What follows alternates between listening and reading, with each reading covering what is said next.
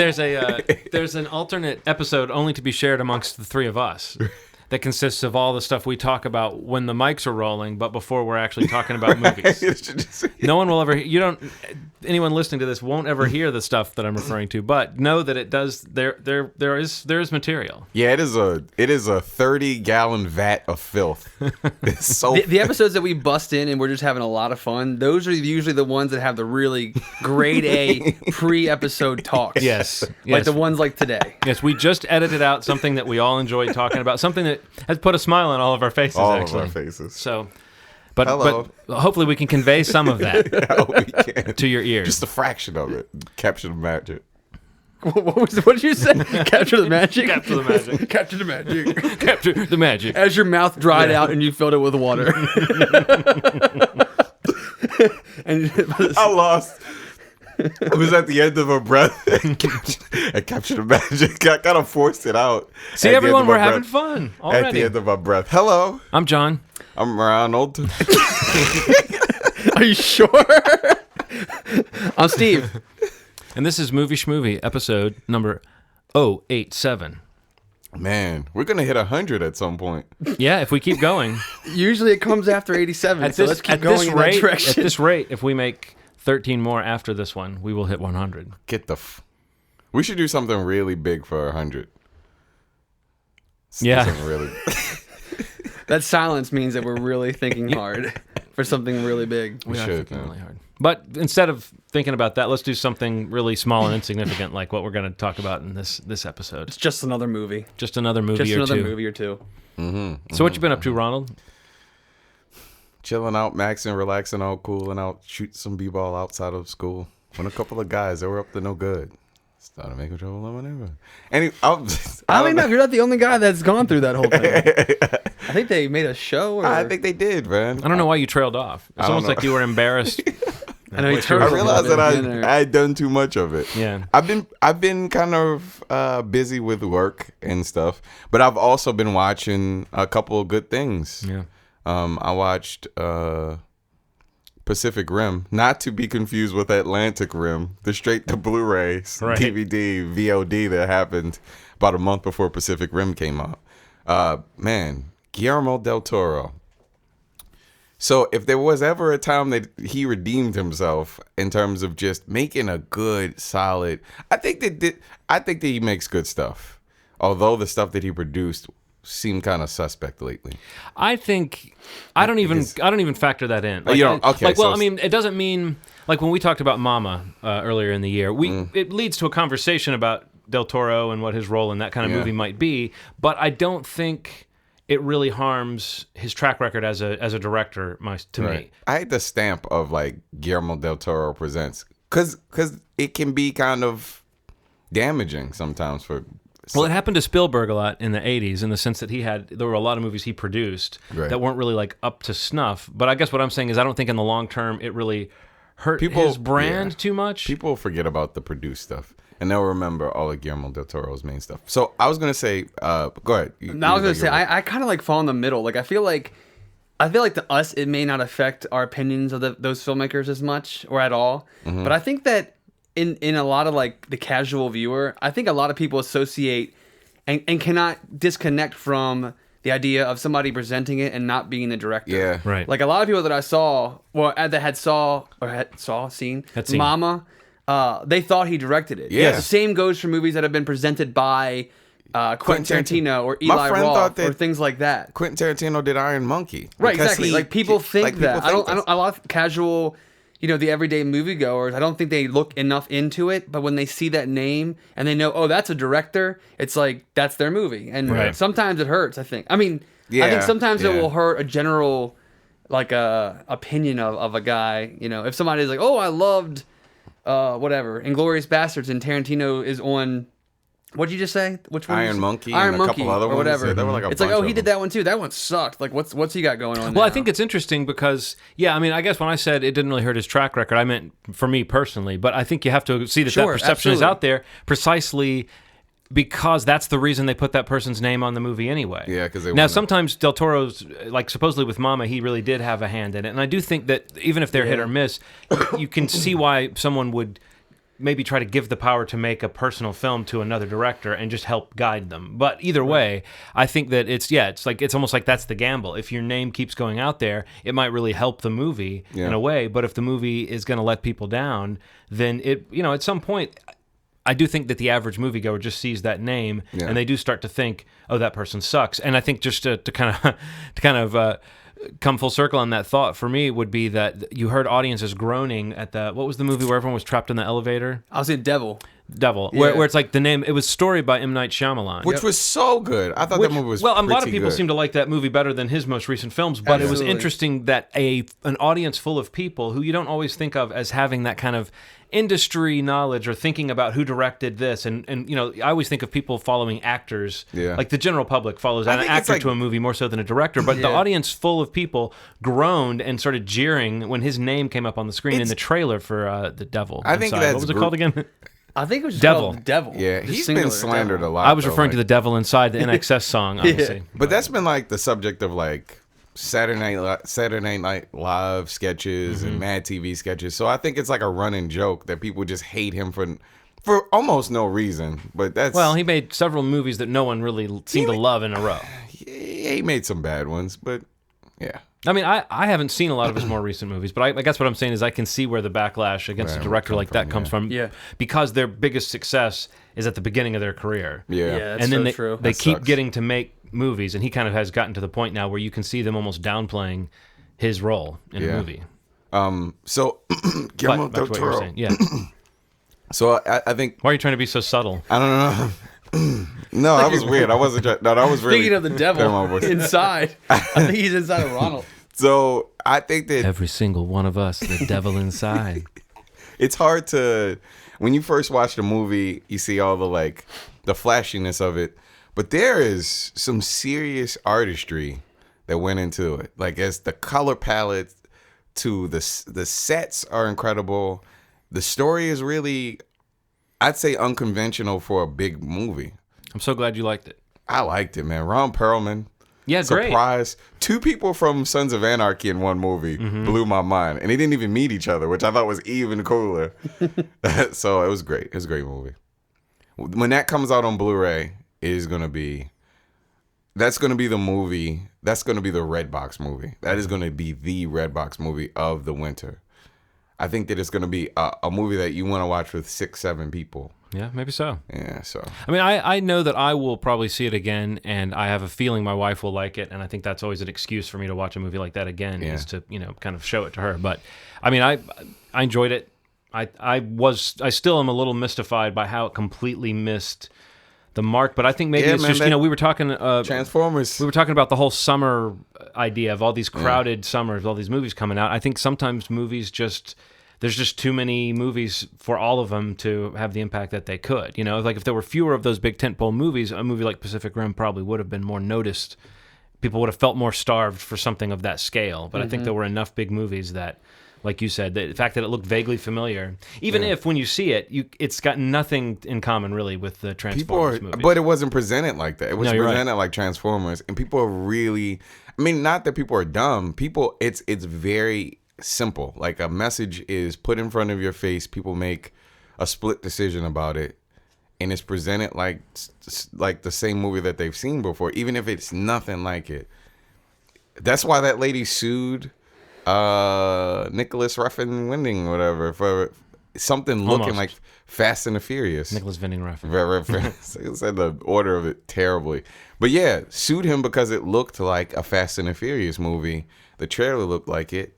If it looks like a dog, sounds like a dog, well, God damn it, it's a dog to people. You know what I mean? Like, even though people don't understand that it's presented a certain way so you can kind of go into it and have an idea about it, and it's not that. And I knew that's what he did, but people aren't really into being hoodwinked. So I think it's like, I don't know. I wish people would have given it a chance. Because I loved it. I really did. The trailer turned me off so badly that I outright refused. I may have refused on this podcast to watch it until it came out on. You actually picked it as your top pick for the month. I did? That it came out in, yeah. Never saw it. Never saw it. Until now. And It was a pick. It was a good pick. I shit. You gotta say, I gotta say, I was right with that one. I was right with that one. Even when I completely forget what I said, I'm right. Past. Yeah. Because after I kept seeing the trailers, I was like, no, this looks shitty. I do recall that you picked it as though you didn't know what else to pick for that month, but it was a numbers game. Like you thought you would think that it would be good. So it's always bet on black. I'm pretty sure that Wesley Snipes said. Yeah. He did say that in a totally different movie. Passenger 57. Passenger 50. I'm glad you recognize that line. Always bet on black. Bet on black. That was at the era. I'd be interested to know what year that came out, because I feel like that was at the time when 92. Okay, yes, the peak of you've got to have a line. It's got to be in the trailer. You've got to have a line. It's got to be in the trailer. I feel like Arnold Schwarzenegger embraced that so much in the 90s. He had so many lines like that. Or just make my heart warm. But what did you see? Well, I've seen a lot of movies that we might talk about a little bit later, but I saw a movie that I don't think that you've seen, but I know that Steve saw, and he enjoyed quite a bit. And it's actually, we're sort of overdue to get to it on this podcast, because it's going into the dollar theaters now, I think. Oh, yeah? No, it's not really. Oh, okay. But Prisoners. That hurt my heart for a second there. No. I know you really, really loved Prisoners, Steve. I'll tell you, that's my favorite movie this year so far. Yeah. Really? And that being said, I've seen a few movies since I saw Prisoners that I also loved quite a bit. But even better than Don John? Oh yeah. I wasn't a huge fan of that. I know. But I don't know. I had a lot of it's the perfect pairing for me. Like, sometimes I'm a victim of my expectations. And I had very high expectations picking this for my September film for our fall preview. And I wasn't disappointed at all, to be honest. And I know we've talked about it a few times since we both saw it. Mm-hmm. And the more I think about it, the more I want to see it again. But yeah, I don't know, just something about these kinds of movies, these thriller, mystery, dramas, very adult, even though the subject matter is it's like focused towards children. But Clint Eastwood could have directed it. It looked like that. I don't know. I think his movies are. That movie he did was a detective movie. Mystic River. Was that his? Yes. That's about as tight as he gets. But I think Clint Eastwood makes good movies. But I think his movies have a sort of. They don't usually have a lot of visual style to them. They're usually kind of bare bones, and I don't see them as having a lot of. Do you think this one had a lot style? of kind of this had a very strong visual style. I couldn't tell from the trailer. It looked like it had like a grayish. Well, it does sort of have a grayish hue, but I mean that definitely like, is part of the feel of this movie. Yeah. It's the cinematographer is Roger Deakins, who shot a lot of the Coen Brothers films and shot the last James Bond film. So we know that he's a guy with a very deliberate visual style. And I thought that what made Prisoners, I mean, the reason why Steve is probably mentioning it as maybe his favorite movie of the year is that it takes that kind of subject matter, and I would say for most of the running time, it seems like a movie that's going to take that kind of subject matter, that potboiler thriller type of story, and elevate it. Yeah. And for most of its running time, it does. I don't think it's a perfect film, but I think that in general, it kept me interested. And I've actually heard two critics that I like. Like when I saw this movie, I wrote down something that I wanted to say on this podcast, and since then I've heard two other critics say this exact same thing about it, which is that it's because it's a long movie. It's like 2.5 hours. You know how you sometimes plot out, you think you might need to piss during a movie, and you kind of plot out when you might do it, when it looks like it might be a boring scene, or when you feel like you can detach from the film. Yeah. There was no point. It's not like it's a fast-paced movie, but watching it, I didn't want to miss a single nuance, and I kind of knew, like, well, I was going to see a matinee, and I'd had a lot of coffee that morning, and I even had a little bit of water right before going into the movie, so I just knew that there was going to be hell to pay bladder-wise, and it didn't happen, but I was almost nervous the whole movie, thinking like, I don't want to leave. I don't want to miss anything. And it was so interesting to me that not only did I feel that way, but that I heard two other people say the exact same thing, that runtime kind of scared me. And then when I was watching the movie, it's not like it felt shorter than it was. It just felt like a movie that was kind of exactly what it was trying to be. And I think it's really rare to see a movie that succeeds in that way, that you don't get bored when you're watching it, and yet you do feel like it's taking its time. And I never felt like it's moving slow, but I did feel that it was letting scenes breathe, and there'd be moments where you would just be watching someone and you'd be trying to figure out what they were doing. And some great performances. I mean, I think Hugh Jackman eats the scenery in every scene that he's in this. But Jake Gyllenhaal, I don't know that I've ever admired him quite as much as in this movie. He was just great, and there was something about it. I can't put my finger on exactly what he does, but there's something about his character that feels like a fully formed flesh and blood person with quirks and their own kind of angle, and they're in this world. And again, what could be a very anonymous, by the numbers kind of catch the bad guys thriller, it felt like it was something else. There was something special about it, you know? Do you know what I mean, Steve? Yeah, I can't put my finger on what was so great about him either, but I do agree. It just, this was like this, the whole film just had this like kind of almost overbearing, but it just kind of pumped it just enough at the right moments, like of dread through the whole movie. It was so relentless in not just so you're talking about a movie that is about children being kidnapped, so that's enough right there. Which, knowing that from the trailers, the first 15 minutes, 20 minutes, however long it takes for this to occur, it's incredibly like tense. It's like the most tense. You're waiting for it. You can't really enjoy it. Yeah. Like all the families having fun, and it's Thanksgiving, and they're going, and there's kids leaving the house and going for walks, and it felt very like that's the type of day you have when families are getting together. Can we go over to so and so's house? Can we run do this? And then sooner or later, has anyone seen these two kids for a little while? You know, and then it just starts to get bleaker and bleaker. Can I ask you a question? No. Terrence Howard. No, I don't know. I no questions. Terrence Howard. No questions. Over or underacted in this movie?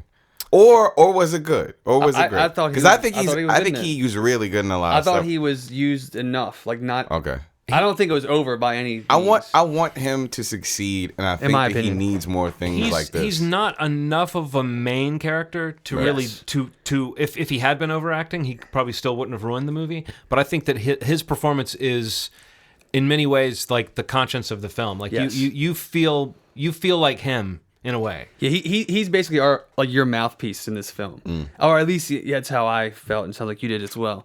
But what I was getting at before was just that I feel like, you know, beyond what you know going in from the trailers about the whole the children being abducted and kidnapped, that's enough to make you feel uncomfortable for this film throughout the whole movie. I mean, I think there's enough just with that subject matter through the whole movie to keep you into it. But then there's so many other things that begin to happen that slowly get peeled away that are related to and not related to these kids being abducted, both in character development and actual like situational like crimes that this detective is beginning to investigate. You know, the characters like Hugh Jackman's character and Jake Gyllenhaal, Keller Dover, awesome name by the way. Hugh Jackman's character's name is Keller Dover, and Detective Loki is Jake Gyllenhaal. There's enough going on with just those two guys to make me. I'd watch a movie just about them as people. Like there's a lot of backstory you slowly chip away at, like with Hugh Jackman's family and the Dover family, and like why they are where they are and how they react to certain situations as the film gets further along. And even the detective, like there's enough little things that you get dropped throughout the film, like promises that he makes to the mother because of his history of his detective work, you know, and having never not closed a case, and like the assurances that she initially feels from that, and how that slowly deteriorates after the hours add up, and they have this window, you know, with child abductions, like where they work on this very short timetable, and when it starts to get past that expired point, it's really interesting to see how everything just like turns, you know, and how people just start acting differently. And especially Hugh Jackman's character, I think he would probably, I could definitely see this film, if it can hold on, possibly being mentioned around awards time. I mean, depending what else comes out this year. But as a film itself, but I would probably say Hugh Jackman would be a lead actor in this film, and Jake Gyllenhaal would probably be a supporting actor. But there are scenes with Hugh Jackman. I love Hugh Jackman, don't get me wrong. I mean, but this was like an experience for me, seeing him like just tear it up. Like, I can only imagine if I had a child and how I would feel. I'm sure, John, you're sitting in there, like just the thought of it probably makes you sick. Yeah. I mean, you have to almost get over. There's a lot of times watching movies where you almost have to, if you're curious about film, you have to sort of hang your soul on a coat hanger in order to enjoy it. And sometimes that can mean watching really extreme content. Other times it can mean just strapping in for an experience that you know is going to come back to haunt you. And yeah, this movie, knowing obviously, like I said from the trailer, what happens in it, you come into this kind of movie just going, okay, I am not going to enjoy this, you know? And I would say maybe to the testament of all the craft we've been talking about, it is, again, enjoyable is kind of a funny thing to say. We talked about it with Breaking Bad a little bit, how it was always an entertaining show, even when it was depicting the worst possible things happening. I think this movie hits that spot.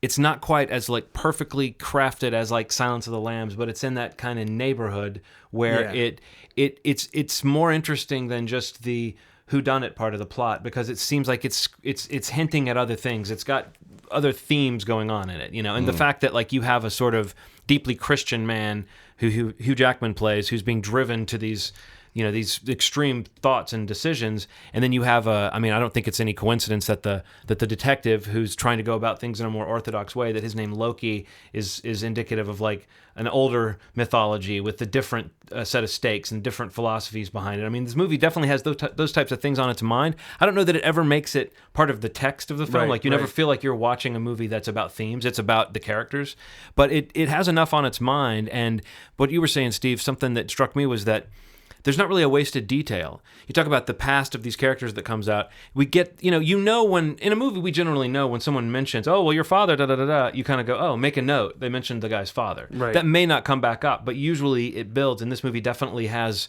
these histories, and you can see how the two histories of the two men are pushing them to do things the way that they're doing. And you sort of see how they're not going to meet in the middle, because you know that they're both so driven by what's inside of them. It's an interesting film, and like it makes it to the point where whenever those two characters get a scene together, it's electric. Whenever Keller Dover and Detective Loki are together, it just starts to become this. It's not like cat and mouse, because again, they kind of both want the same thing, but they're going about it differently. And and caught in the middle is poor Paul Dano, who constant victim. Constantly. Creeper extraordinaire. Yeah, creeper extraordinaire, and no one looks better with like mottled bruising makeup around his mouth and his eyes. He's really good at being creepy. But I mean, and he spends half of this movie in a situation where it's in the trailer. It's in the trailer, but I will say that it gets even more extreme. And like half of this movie basically acting with just his face, and then is eventually with just his eye. And I won't explain anything beyond that. God. But I mean, that's really cool though. Like to be able, when I think about what you just said, it's like the amount of what we see of his character physically shrinks as like Keller's intensity grows. Yeah, like as he gets more and more desperate, we are unable to see as much of this character, and you're left to more so imagine how bad he looks at this point, beyond him looking through, like a peephole, and all you see is his eye. Because at that point in the film, he's not in good shape. Yeah. You know what I'm saying? And you only can imagine how bad he looks. Right. But on the outside, you see Keller, and he's just like, he's so desperate, and he's so violent. And it's just, and his scenes when he just, you can see like that, we talked about that scene with the hammer. Yeah. You just don't know. You don't know what's going to happen. There's like 5 things he could do. And as he brings his arm down, I don't know which one it is. And when it happens, the action itself is scaring enough to me, but just the noise and the sound and the emotion in that scene, even Terrence Howard, you see it on him, like he doesn't know what's going to happen. Oh no, I mean, they play that scene so well. I mean, that is like a pure edgier scene. And it's not even like a huge scene in the movie, but that's just that just kind of puts it in perspective. Like the really big scenes are even bigger than that, and that's just a scene when he's trying to get information. I mean, I absolutely love this film. Like you said, it's weird to say you love a movie like this, but it is super entertaining.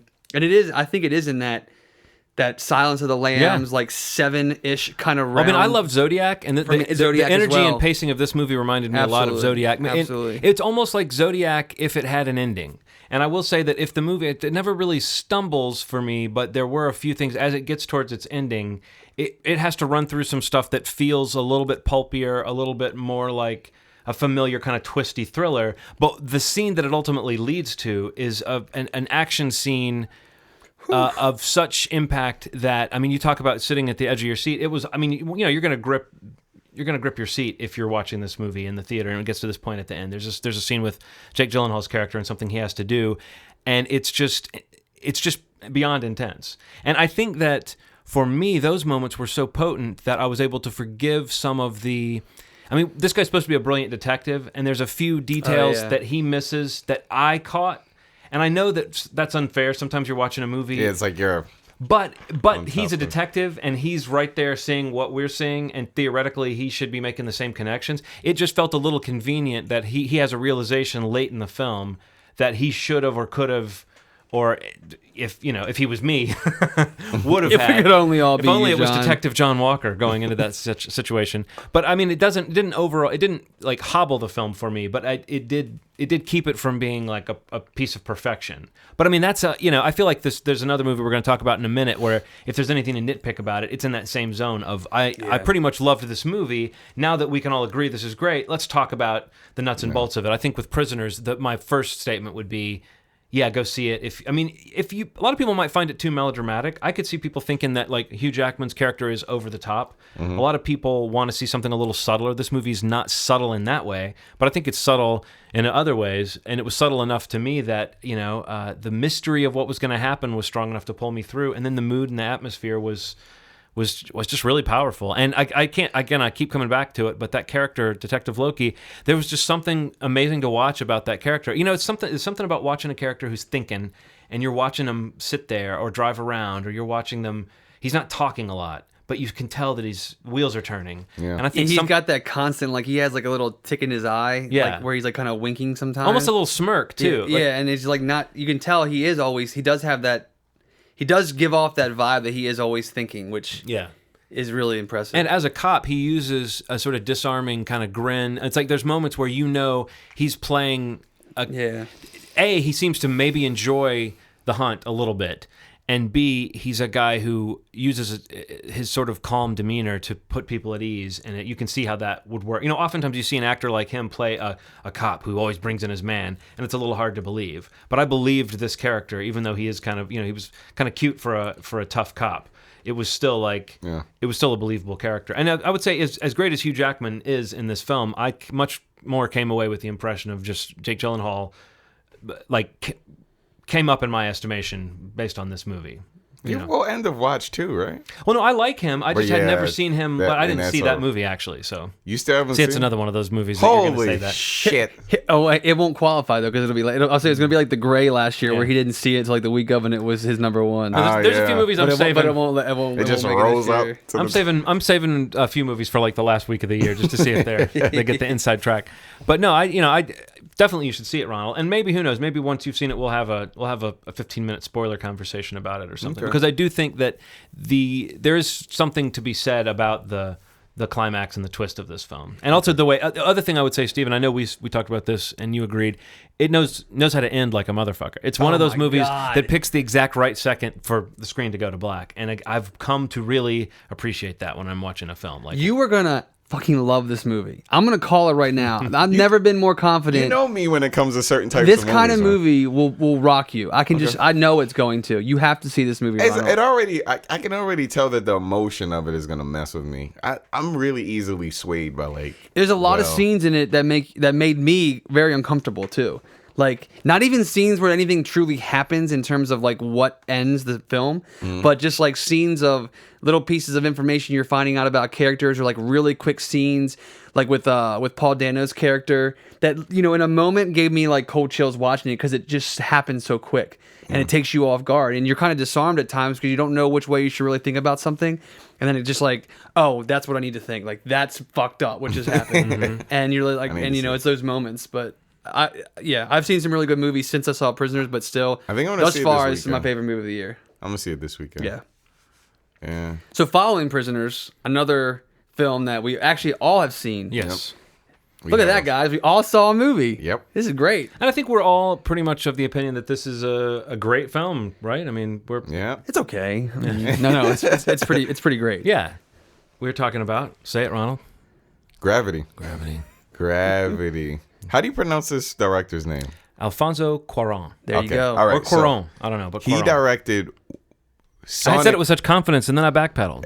Alfonso Cuarón. More faith in yourself, John. He directed one of Cuarón. I still don't know which one. One of my favorite movies of all time, Children of Men. Yes. Sonically, So I don't know how you feel about that. Might be your most mentioned film on this podcast. It's sonically one of the most amazing. It really, really, really gave a sort of environmental sort of accuracy where you would hear something from yards away that you wouldn't see. You would hear it, and I've never seen a movie that made me feel so many emotions just off the sound, just off the random sounds. No soundtrack at some of the parts, just the sounds. And this was no different. There's something about love for film when you see a movie. You realize that somebody loves their craft when you watch this movie. And yeah, it's like making a decision that pushing the craft forward is like essential to what they want to show people. You know, like he's not looking at what's available or what's been done and going, oh, I can do that and I can tell this story. He's saying, in order to achieve what I want to show the audience, I have to develop a new way of making a movie. Yeah. You know, like every sequence, every shot, which really every shot in Gravity is a sequence pretty much. I mean, or at least there's several shots that are like 15 minutes. I don't know how many there are. The first one was like 17 minutes or something. Minutes of straight. But all those long takes, and you know that the movie's more or less constructed inside a computer, so it's not hard to imagine how some of those edits might have been, glossed over in the creation of that shot. But still, the visual ingenuity that it took to take some of those shots where you're going around from the widest possible view of Earth, and then you're ending up in like someone's point of view. Yeah. And then coming out of their point of view and going back into that. You know what I mean? Like so those camera moves. And what's real is mostly just the face of the actor, and everything else around it is like digitally created. To me, that is so... That really hit me pretty hard that it didn't look like it was just green screened over That shook me up a little bit. Because the 17-minute beginning shot, that doesn't seem to... There were no cuts in it, didn't seem like, right? It was just like... I think that might actually be a camera move that they digitally painted things in, but what I'm saying is that they could easily have used their technique to composite several different shots into that. Yeah. But from what I understand, a lot of those long takes are really, George Clooney, Sandra Bullock in a set that's basically a big green screen room with these camera rigs whirring around them. And so with those shots where the camera gets right up to their face, it means that camera is like swinging across this giant room on like a crane and stopping 6 inches from an actor's face. So imagine if it's, if they missed the mark on that, then they just crushed George Clooney's skull. So no, I think that part of it, the technology part, it's easy to it's like it's the same conversation. It's kind of what I'm saying. I think it's interesting that it's a movie that, in order to talk about the craft of it, you're as liable to talk about the technology as you are to talk about anything else. And yet it's not like... say what you will about someone like James Cameron. I've never been a huge fan of his films. I've always found the sort of, we've pushed the technology further than it's ever been, that type of conversation, that's not what draws me into a movie. But I do find it fascinating, these directors who have to develop a new lens or figure out a new camera rig or develop a whole new camera in order to visualize what they have decided they can show people. It's like bringing the technology forward. It's pretty amazing, the accomplishment of this film in that sense. Yeah. Man, movies like that. Go ahead. I'm sorry, Steve. No, I was gonna say I'm really just when I left the theater after I did not see it in IMAX. I saw it in 3D, but not in IMAX. What did you see it in, Ronald? IMAX 3D. At like White Marsh though, or so the fake IMAX, like the main But it's still a 55-foot screen. It's still big. I saw it in IMAX 3D at White Marsh too. Even without it though, I think the experience of the 3D was one of the best that I've had with the technology. Hands down. And I'm not a fan of the 3D. Like there's I always mention like 2 or 3 movies, if ever, that I've really liked in 3D, and this definitely joins the list. But yeah, I left the movie just kind of speechless in a lot of ways. Like that was my initial reaction. I feel like I experienced so many different emotions watching the film, and the technology, like you were just talking about, I don't even understand. It's just magic to me at this point. Yeah. Like it felt like magic watching this movie. Yeah. Like the idea of if you didn't tell somebody outside of their faces, everything else was digitally rendered. Some of the shots are so amazing. Like it looks like somehow they got up there and shot this fucking movie. Yeah, it does. And it's just amazing to me. And like I love the way, like very, very slight things, like how when in that opening shot when it was coming around, it would pick up the little things like in their conversations, like the music in the background, or when he started telling a story, somebody's voice would go down and another one would come up because of the way the camera was moving away from them. Little things like that, you just, like Rana was saying, like you really, really can't deny like a true, not even just skill, because there's no question that this director has skill. It's just like the attention to detail like that. Like there's a movie that took over 5 years to get made. Mm-hmm. I mean, had big name actors dropping in and out. Yeah, in and out. Like it's amazing to me that it, to see it on the screen and to experience it, and like to say that I don't think there was really much wrong with this movie. I mean, a couple little things that I feel like we can discuss. We'll discuss, but overall, a few things like some of the people that I saw they weren't really loving the whole like, I guess the single person type of film, and how everything that she kept doing was not working, and like it was like not a whole lot of hope or positivity happening to push her along. But I didn't feel like that would have. I felt like if it had been anything but that, I would have had a problem with that, because I would have felt like that's odd that worked in her favor right away. It's almost like when you're out there and you have little to no chance of survival, like in the situations that this character goes through. And the fact that she even has a chance doesn't mean to me that chance should pan out. And the fact that there's a couple of them that happen and it doesn't work, that just felt right. Like, I don't know that I would feel okay if it was like, she made it to the first thing, went home, and, all is good. I feel like it builds attention, because this is a character, in this world that this was like her first mission, and to be thrown into a situation like that, I almost don't want her to relax when she gets that first opportunity, because I feel like that would not make it right for me. Mm-hmm. If it was like, oh man, it went bad, but then I was saved. It's like, that can't happen. It's got to be bad. Like, I got to experience the worst possible situation that could happen to a person in space for the first time. That gets a little bit into some of the stuff about it that could be seen as a little schmaltzy. I mean, the fact that it is the first time and that she's like the rookie. I mean, all these things, and that she's got like a sad backstory that leads. All those things are things, and I'm not necessarily criticizing the movie based on those things. Mm-hmm. I'm saying those were the weakest parts of the movie for me, and I don't think the movie needed them. I mean, several people have compared it to a ride. I think the word experience definitely describes it. But I know when I was walking around running errands after I'd seen the movie that day, I was feeling a little strange. Like, I was a little bit, like, I was like nervous and like kind of looking around and almost like, when am I going to wake up and find myself out in some void and have to fight for my life like that? Like, I liked that it was about survival. But I don't know that I would have been fine with it being even more stripped down and minimal and probably less marketable. But what do you guys think of that aspect of it, the marketability? Do you think, because every name that was attached to this movie was like Cate Blanchett, Angelina Jolie was attached, Robert Downey Jr. was attached. All those actors, though, are so big, it made me realize that do you think this movie needed actors of that stature to get made? Do you know what I mean? For this much money to get push? And to get this kind of a big response? Or do you think that was just a calculated thing to say, for this type of movie, if you're going to have two characters, basically, and you're going to have this big adventure, you need faces that can stand up to the scope.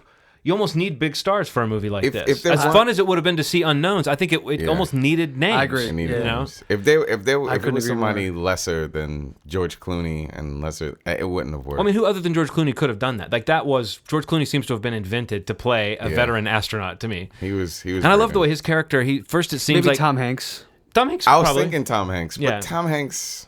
But I mean, that's that actor. That marquee name. Like, who could do that character who keeps you talking and keeps you at ease that way? Because at the very beginning, I thought this guy's kind of corny, and I felt. But then as the movie went on, I realized, well, no, he seems like he's being corny, but really he's keeping everybody feeling like this is what's going on. And then when it was time to say, no, that's an order. I mean, you saw a different side of that character when he was like telling her, not just a second. It was. I mean, like, he was great.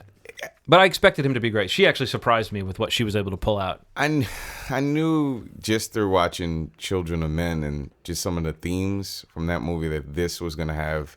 I don't know, man. I'm not super duper spiritual in any way, shape, or form. But I think there's something to be said about sort of just how it is. I think everybody has a point in their lives that just gets really heavy, nonstop. Constant. It seems like when it rains, it pours. Things are crashing down around you. And this movie was sort of a testament, even in the most insane of circumstances that good things can come out of it, and you can develop an outlook from the pain, from the suffering, that'll make you a stronger person. It's a rough life sometimes. There are things that happen, and it was one of those things that I wasn't expecting to come out of it. And sometimes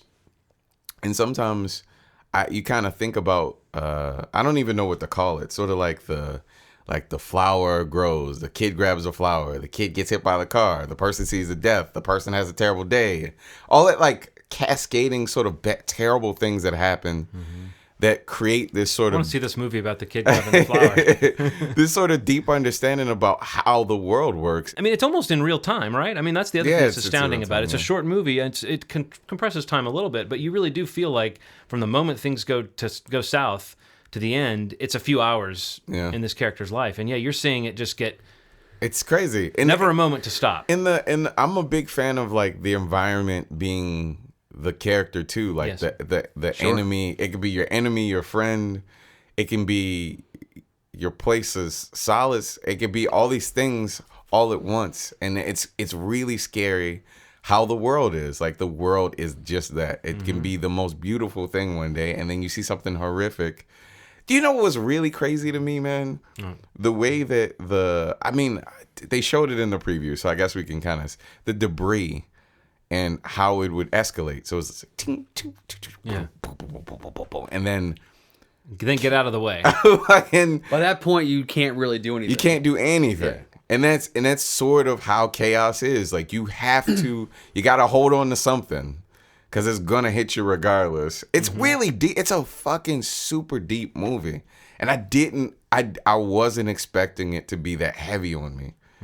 But that's what's so amazing about it. I thought it could have been about aliens. I was like, is there going to be an alien? Well, I mean, it was enough of a mystery where it was going to go. I had heard, I think by the time I saw it, that it was a very simple story. Right. And so I thought, okay, so I don't think we're going to get into anything crazy like that. But still in the back of my mind, I was like, how close to that are we going to get? But you were talking about that environment being a character. And I mean, I don't know that I've ever felt it projected onto me that strongly. This thing I've always known, which is that there's just something terrifying about the vastness of space. Something, and the fact that Earth is like the source of light in this movie. That they're in the orbit of Earth, and it's like the Earth is like shining. You know, when on the side that's closest to the Earth, everything's lit, and then everything outside of that, it's like complete blackness, like no light. And that little text that comes up at the beginning, kind of almost like in space, no one can hear you scream. But what does it say? That nothing can survive, no life can survive in space, or something like that. It just, you feel that there's what stands between them and just the void is so fragile, like these little spacesuits, And I'm surprised we didn't have a ripped spacesuit at some point, because that was the one thing I kept expecting to happen to her.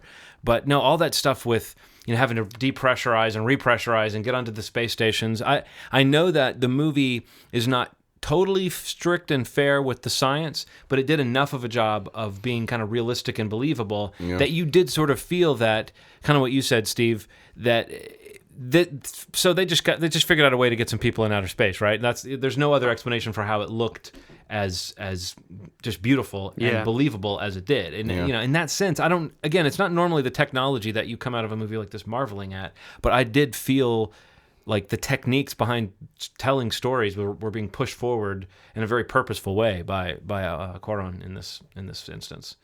And again, even if I felt like the script wasn't up to the vision, I think that it didn't ruin it for me. It was only days later when I was thinking about the movie that I realized some of the stuff was a little bit ham-fisted. Like I think that some of the stuff about her backstory, the way it came out, it was like I don't know if I needed a reason to believe this character is kind of deciding whether she's going to keep fighting or whether she's going to just die. Yeah. But the fact that she never gives up. I mean, the movie, her backstory does give her character an arc to say that she's going to decide she's got something to live for. Yeah. But again, I don't think I needed that as much as I just was enjoying that journey of, is she going to survive? And then talk about ending at the right point.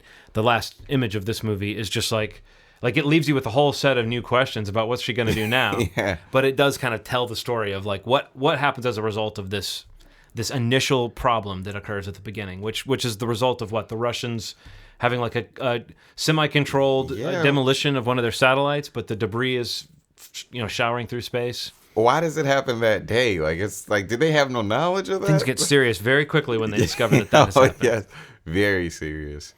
I didn't have any issue with, like, I don't think the script like really got to me at all or bothered me. I felt like going into it, I knew that the visual piece would be like the magic to me, and I almost felt like the emotional, like the human element of, like, basically as a supporting character for space. Yeah. I think that allowed me, and I feel like most moviegoers that are reacting to this film,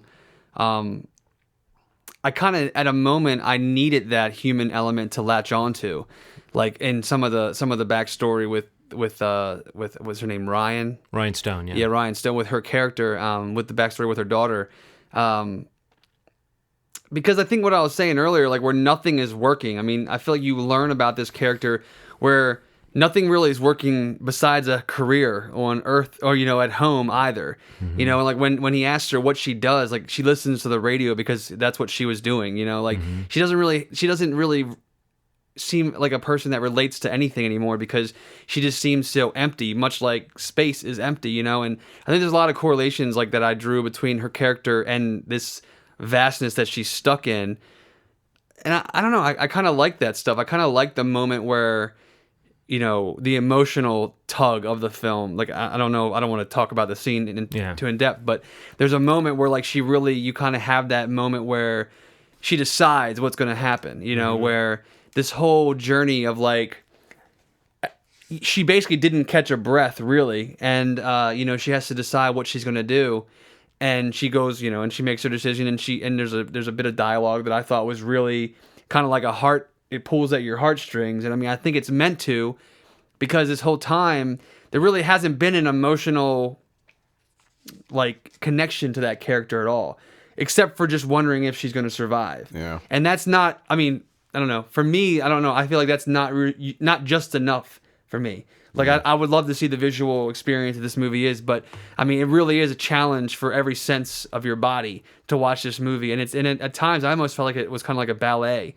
Yeah. The way the camera moves and whatnot. But bringing in that human piece. Well, see, I guess what I'm saying is I felt like it didn't need the backstory to provide that human piece. I was getting that human piece just from the struggle and just from the fact that she was not comfortable in this situation. That, to me, it felt like gilding the lily a little, not like anything that felt like it ruined the movie, but it just was something that kept it in my mind from being perfect. Was that it felt like it was playing to those kind of, again, sort of the way the score kicks in some points. At some points, the score is really weird and atmospheric and just makes you feel more intense. And then there's a few points where the score is kind of just a little sappier than the artistry of this movie would suggest. But that's, I mean, again, I'm talking about a movie that I thought was great, and then as I thought about it, I realized, oh, these are some things that could be better. So that it's not anything that really affects.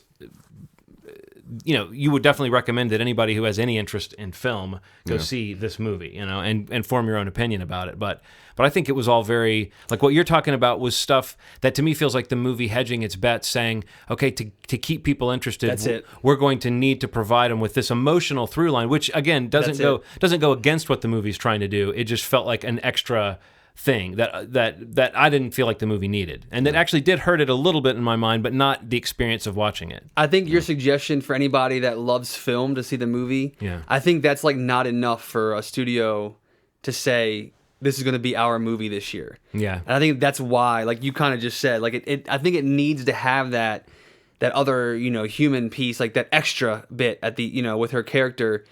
That might be someone's favorite part, for all I know. No, I think it is. A lot of people that I saw it with, like, that was the part they were talking about.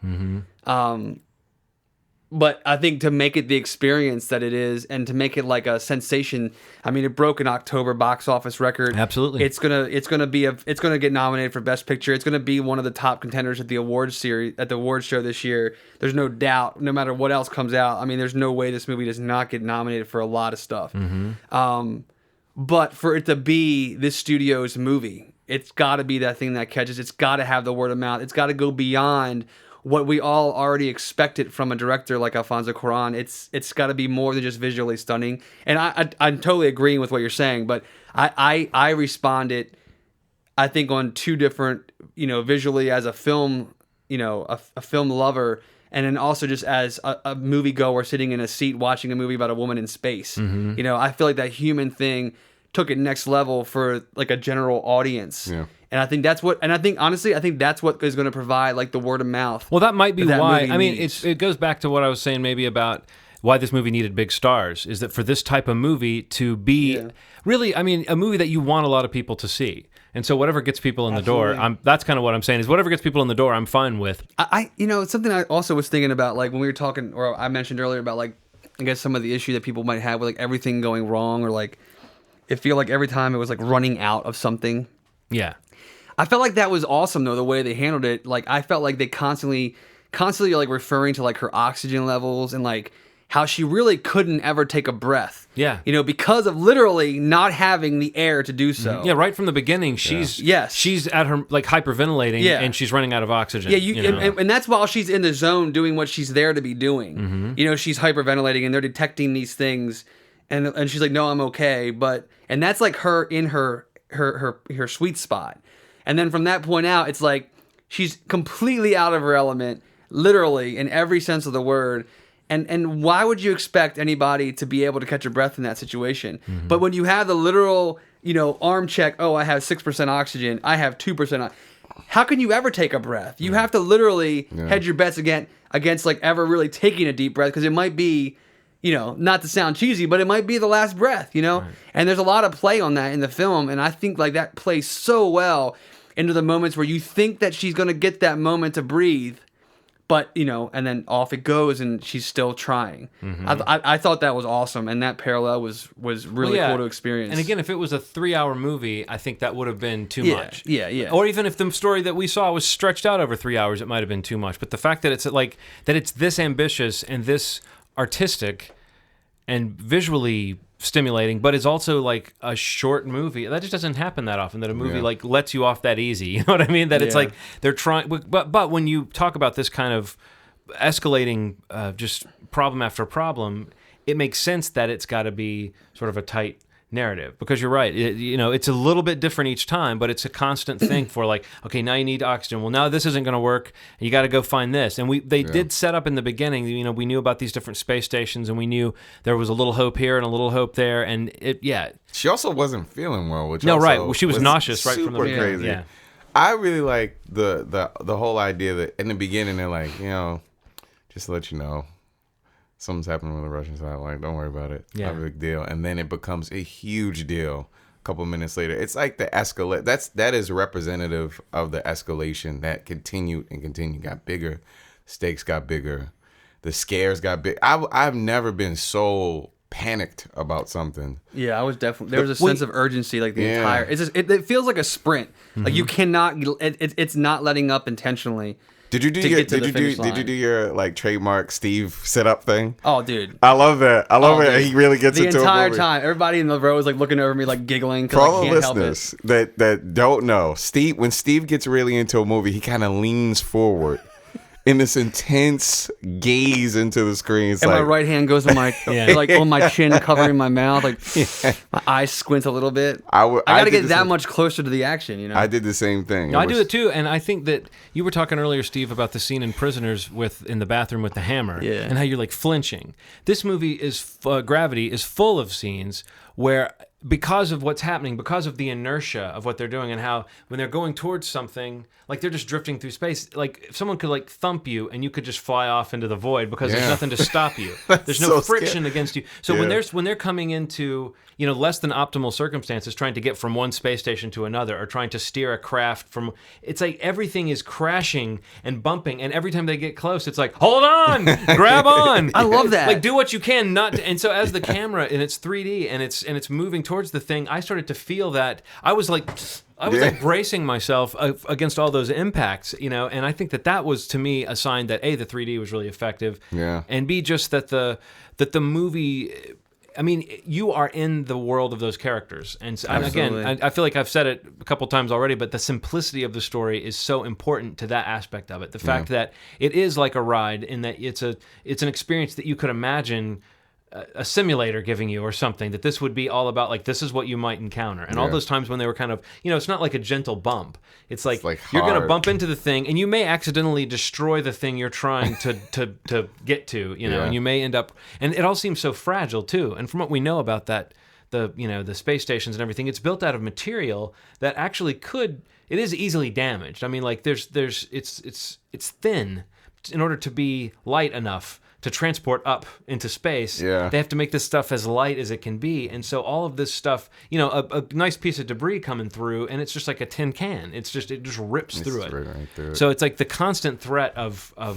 And the debris, man. Why the debris? When you watch a 3D movie and the debris goes off to the left or the right, it doesn't do that in 3D. When you're watching it, it comes straight at your face, which is really, really scary at the beginning of the movie. And even when stuff isn't flying at you, they use the 3D and the giant screen. They use it there's so many different planes of action inside a shot. So when there is like a cloud of debris in the distance, and there's a couple of astronauts in the foreground, and there's a space station in the middle ground, you get a sense of that vastness and that open space that is just really palpable. It's spacious, just like the environment that they were in, and it gave some room for some. I mean, even though there was a lot of action, there still were 2-3 minute periods that were just silence, and I really love that. I'm good with that if it's a good story. And I feel like it was. I think that people have to understand that everything is not going to be popcorn and formatted the same way. And if you're open enough, you'll realize that there are some incredible movies that are kind of off the beaten path, rhythm-wise, that could shake up your world a little bit. And people need that. People need to see a big movie that could be formatted a little differently than what they're used to. It's necessary, especially now when everything is so popcorn. Everything is explosions and shitty shit. Well, to see a movie like this, though, that is very successful and as a popcorn film, I mean, this is exactly the kind of movie that you would imagine audiences wanting to see, just because there's no question like what's going to draw you into this movie and what's going to keep you interested in it. So no, I think it's great that it's been successful, and I would hope that.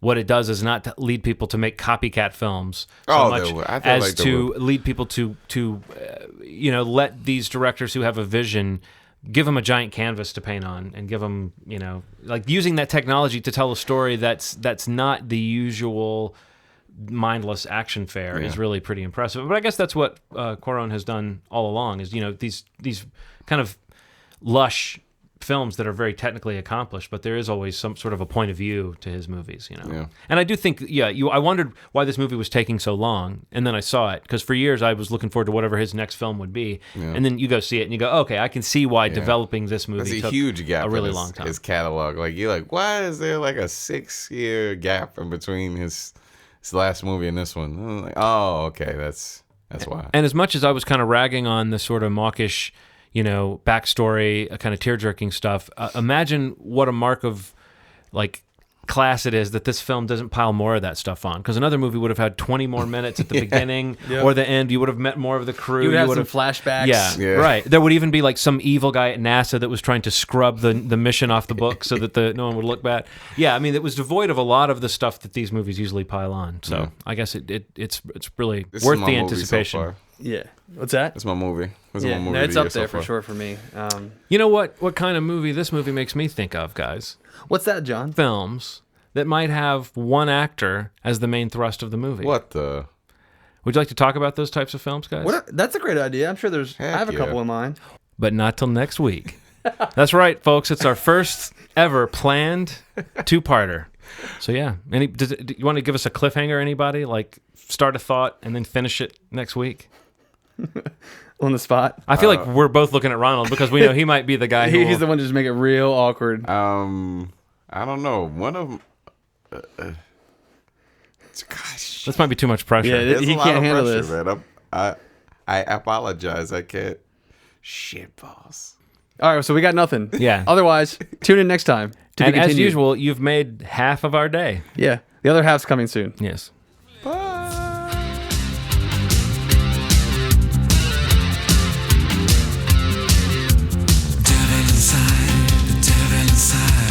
Every single